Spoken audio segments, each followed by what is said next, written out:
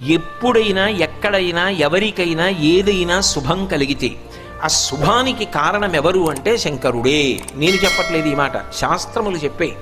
శుభములన్నీ కుప్పలు తెప్పలుగా ఆయన పాదముల దగ్గర పడి ఉంటాయిట.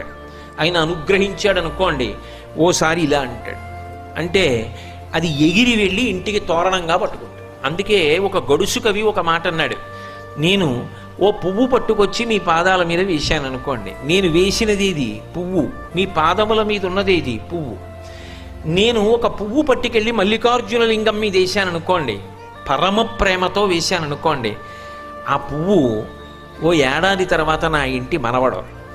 నేను ప్రేమతో వేసిన పువ్వు 2 ఏళ్ల తర్వాత నా ఇంట్లో మనవరాలు. నేను ప్రేమతో వేసిన పువ్వు నేను కట్టుకునే ఒక ఇల్లు. నేను వేసిన పువ్వు నాలో కలిగేటటువంటి భక్తి,